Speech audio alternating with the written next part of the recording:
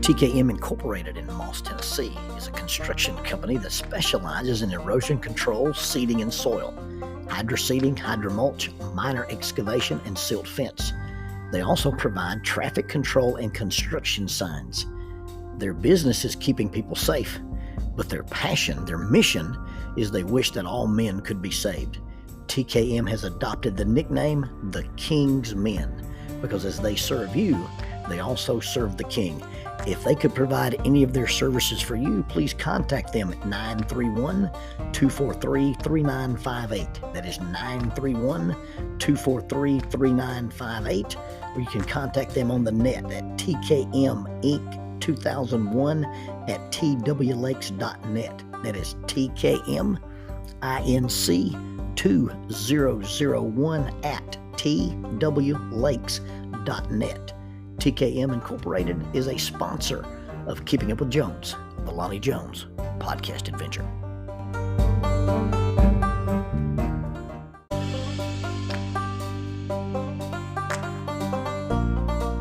The mission of Heritage Christian University is simple. They aim to advance the churches of Christ by equipping servants through undergraduate and graduate programs. Heritage Christian University produces effective communicators of the gospel, focusing on evangelism and a commitment to Scripture. Heritage Christian University is accredited by the Association for Biblical Higher Education and offers the following degrees: Associate of Arts in Biblical Studies, Bachelor of Arts in Biblical Studies, Master of Arts, Master of Ministry, and Master of Divinity. Since 1968, Heritage Christian University, formerly International Bible College, has offered affordable degrees in biblical studies, allowing graduates to thrive in their ministries without the burden of loan debt after graduation. For more information about Heritage Christian University, visit www.hcu.edu. That's 3 W's and a dot, hcu.edu. Heritage Christian University is a sponsor of Keeping Up with Jones, the Lonnie Jones podcast adventure. First time I ever tried to run with a SWAT team, I had to stop. I had to drop out. I had to start walking. Now, in all fairness, I was running in Rockport's khaki pants and no shirt, and they were trying to kill me. Or at least they wanted to see if I was smart enough to tap out. Over the next few months, I started trying to run well enough to keep up with them. Now, I was 29 at the time, and running seems to be very, very mental. And I quote, "I run because I hate it. It's hard, and I make myself do it." Or that's at least what Jason Brightwell says. And Jason runs more miles in a year than I've probably run in my entire lifetime. But it's that kind of intentional adversity that has a certain appeal to lots of people. One of the rules I had in those early days of trying to be a runner was that when I ran with SWAT, if I dropped out on a run, if I stopped running and walked, now I could slow down, I could change my pace, but if I quit running and started walking, I'd throw my shoes away. Now, I made that deal, and I was only accountable to myself. It wasn't something I signed a contract with. It's not really anything I told Jackie about. But I had decided that if I went running with those guys, I was either going to run or I wasn't going to run. And if I quit running on any run, I'd throw the shoes away. It cost me 2 pair of Nike accelerators, and I quit dropping out on runs. Now, I quickly went from being a non-runner to a runner. And over the years, I had lots of confidence in my running. Now, I've never been a competitive pace runner. I've never been a guy who could, win a 5K or anything like that. I did get a silver medal in a 5K in Kansas.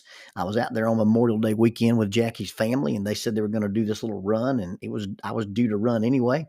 And I went out to this little route that they were going to have around the courthouse and around this little town in St. John, Kansas. And I remember the run organizer warning us about the hill that we were going to have to climb. I was running in St. John, Kansas, and I hadn't seen a hill yet. And I silver medaled in my age bracket. And I ran consistently from about age 29 all the way through. I've been a pretty consistent runner up until my 40th birthday.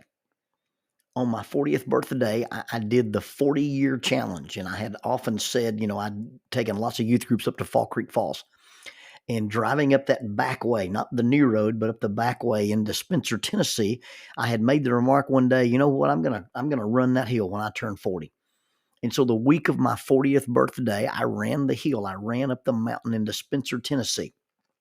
And apparently, I had been so obsessed in that last year or two leading up to that run that had been so much on my mind, and I was running lots of hills, and I was doing a lot of hill repeats and a lot of hill training, that after I ran it, I kind of experienced something like a post-marathon malaise. And for just a few weeks or a few months, I just kind of dropped out. I just kind of quit running. And about the time I got my legs back, about the time I got into a pretty good rhythm running, I was running again. I would notice that I was getting tired. I noticed that I wouldn't feel good on my runs. I noticed that my pace was collapsing. And little did I know I was rotting from the inside out. So around my 45th year, uh, that's when they had the intestinal rupture. Now, oddly enough, after all those traumatic surgeries and after all the time in the hospital, I got back into running shape. I got back into pre-surgery pace between surgery 2 and surgery 4. And then I got back into pace again after surgeries 5 and after surgery 6 and after surgery 7. And somewhere around 2011, I got hit in the gut, not literally hit in the gut, but the doctor discovered something. He said, hey, you're going to have another surgery. And something just, I guess it's the closest to depressed as I've ever been. But after that surgery, I just never got it back. Now, I've goofed around and done some what I call 3-mile workouts and done some run walk stuff, but I just never got back in my running pace. Well, after this last surgical adventure last year, I started back. I started back in April of 2023. I got a program and downloaded it on my phone, and I did 33 weeks of a running program. I started with a run walk interval, warm up for 5 minutes, walk a minute, run a minute, walk a minute, run a minute, and built all the way up to running a 5K. Now, the goal was to get my mile per minute pace down below 10 minutes and pass the SWAT team PT test at age 60. And well, that didn't happen. Refer to season 4, episode 9, when you want to hear about the debacle of taking the SWAT team PT test. Well, I ran it unofficially on my 61st birthday. Since I didn't pass it while I was 60, I decided that on my 61st birthday, win, lose, or draw, I was going to run it on my own, and I made a homemade version of the course in my backyard. I ate lunch at Big Ed's Pizza and carbed up. I wanted to have the extra energy and my blood sugar levels be right.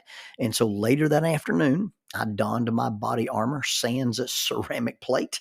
I did my pull-ups, and I ran the 39 laps, performed the 6 tasks, and subsequently decorated the grass with the aforementioned Big Ed's Pizza, all the while Jackie dutifully sat in her little lawn chair with her gardening hat on and ticked off the laps and monitored my time.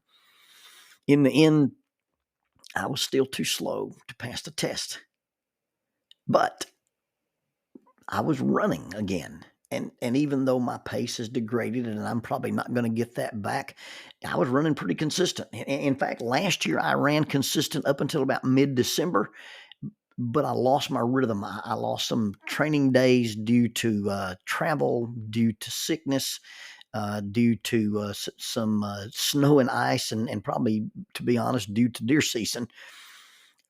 And during that time, I kind of felt like I slid back. I did a little backslide in my peak performance. Well, this year I decided to start over again using the same training program. Plus, I'm going to add some extra work. I'm going to add some extra stuff to the end of each of those workouts. And I'm also going to try to swim a couple of days a week and see if I can improve my cardio and improve my time. And I guess we'll see what happens. All this preoccupation with running. And it may be preoccupation with running, or it may be oxygen deprivation, but I got into this deep thinking mode about running. And I got to thinking about running in churches. Or actually, I got to thinking about running in church models. And I classed them as treadmills, tracks, and trails. Now, your basic treadmill, is a machine. It's a piece of equipment, and it's at your home or it's at your gym. It's in a place full of equipment, full of machines, and maybe even other people, or else your treadmill is in a lonely place like a garage or a spare room. And we pretend to be runners, and we go there and we do our weekly ritual. Very often we end up hanging our laundry on the treadmill and we don't use it like we said we were going to use it. We don't follow through with that commitment. It's something we do by ourselves, and since we do it by ourselves, we don't really stay honest with it. That's why church is meant to be with people. I get the idea of feeling spiritual in the woods. I get the idea of feeling closer to God when you're out in nature. But church is designed to be with people. Now, we may run religiously, and our cardio may be out of this world, but it's a pretty solitary pursuit. No one runs with us. And in truth, nobody actually sees us running. If we're at a public place, if we're at the gym, and other folks who are there, they're running, but their running is a solitary pursuit. And people who run in gyms and run on treadmills, they wear headphones, they wear earbuds, they have something to read, or they watch TV while they are quote unquote running. Now, there's a lot of frenetic action, and you can look on your treadmill and it will count your pace and it'll show you your heart rate, and you can calculate and calibrate the calories that are burned. There's even a stat that tells you how many miles you ran while you were staying in exactly the same spot. I ran 5.2 miles today, but in reality, I went nowhere. Sometimes we talk about a thing when people are acting in a way and there's a lot of frenetic energy and there's a lot of movement. I think one of the trainers at SWAT calls it dynamic inactivity. The track is an oval around a park or around a football field. And the runner runs it in laps. You run the same thing and you run it over and over and over, day after day, week after week, month after month, year after year, lap after lap. The scenery doesn't change, and unless people come to the track, we don't see them. Unless people come to us, we don't see anybody, we don't encounter anybody, we don't run past them, we don't run along beside them. And if somebody doesn't show up at the appointed track time, then they have no chance to meet us. They have no chance to interact with us. They have no chance to join us. They have no chance to run with us. They have no chance to become running partners. Now, it's funny that we only invite people to run with us when we're not in our tracksuit, or we are in our tracksuit and we're on our way to the track, but they're somewhere else. We meet them at a store, or we're leaving work, or in an unrelated activity. And then the conversation is, hey, you should come to the track and run with me sometime. And their response is always, sure, I'd like to. But that's about as far as it actually goes. And then you have your trail runners. And a trail can be actually a trail. It could be an isolated place in the woods. But more often, a trail is a path through a park, or it's a route around a neighborhood, or a route through a city, or it's a route in a community. And in fact, if you're a runner, you can run in different cities if you find yourself traveling. You see, my running is not tied to a building. It's not tied to a piece of equipment. It's not tied to a specific location. So it doesn't matter anywhere I'm at. If I'm a runner, I can get out and go for a run in any city. And even if I'm on vacation, I can run. And then we're not just running, but we become runners. And as we run, we encounter people. And the people that we run into, oftentimes we can and do often stop and talk. We speak to the children.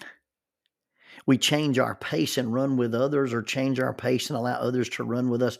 I remember running one day in a neighborhood, or a neighborhood trail, and as I was running, I passed this little family, and they were pushing a stroller, and a kid had a bike, and one little kid wanted to run. And he started running beside me, and I slowed down. I looked back at Dad, and Dad gave me a nod, and this little guy ran with me till he got too far away, and Dad hollered at him to come back.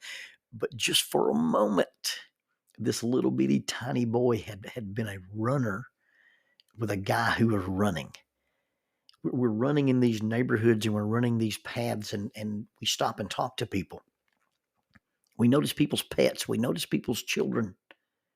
We watch for hazards, and we tell the bikers or the people with children in the strollers, hey, I saw a snake up this way, or there's a bee's nest here, or there's a tree across the road, or hey, watch out for that puddle.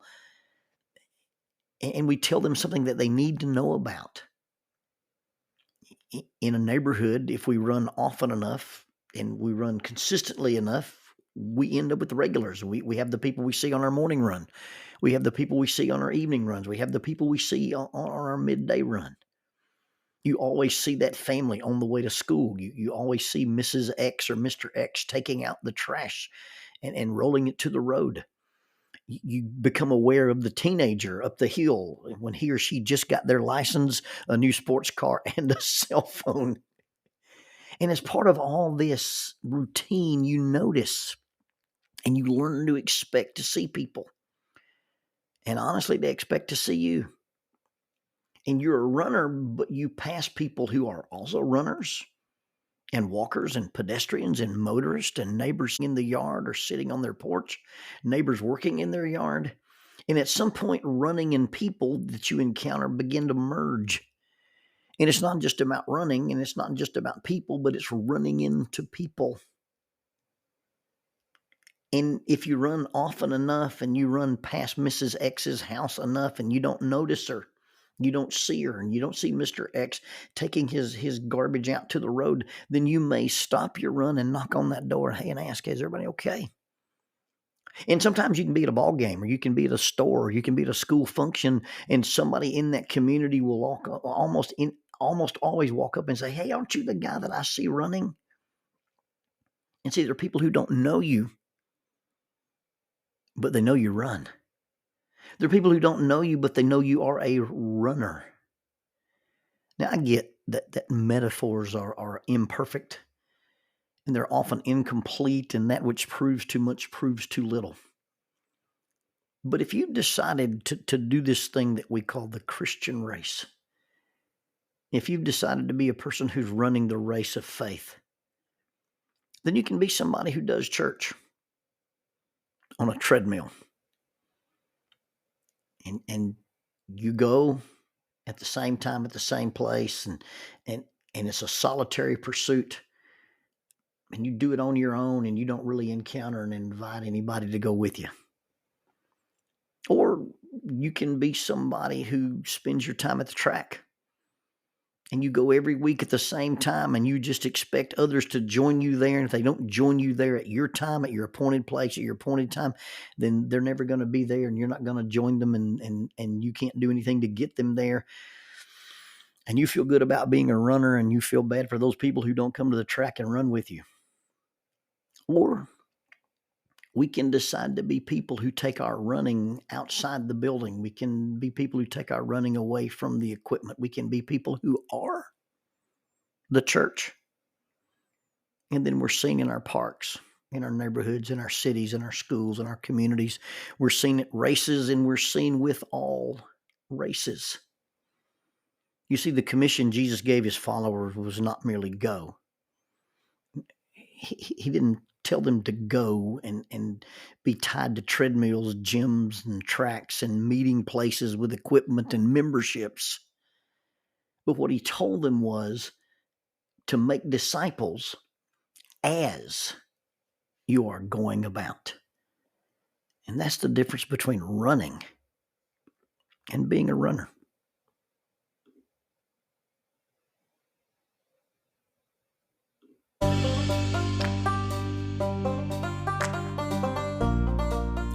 Using the tool of shortwave radio, World Christian Broadcasting literally covers the world every day with the gospel.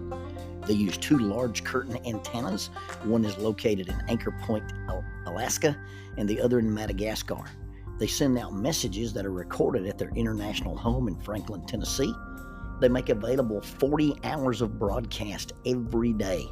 The broadcasts are made in English, Chinese, Russian, Spanish, Portuguese, Korean, English for Africa, and Arabic.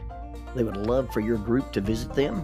You can bring your ladies group, your youth group, or your men's group. Just give them a call at 615-371-8707. 615-371-8707, or you can go to 3W's and a dot, worldchristian.org, find the Donate Here button, and make a financial contribution to support this work that literally covers the world every day with the gospel. World Christian Broadcasting, in cooperation with Keeping Up with Jones, the Lonnie Jones podcast adventure.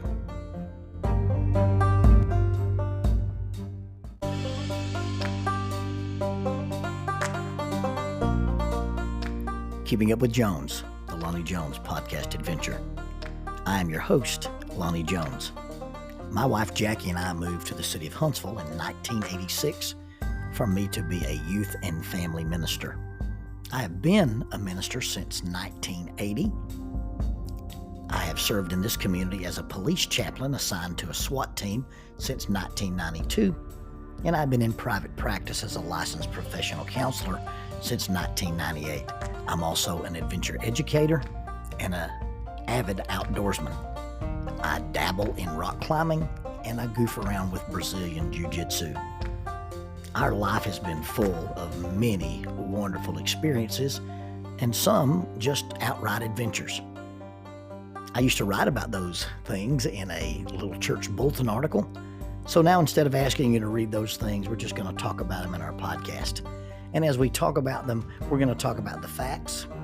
The facts lead to concepts, and the concepts lead to application. One caveat about the facts is, for the most part, we're going to tell you the facts just as they happened.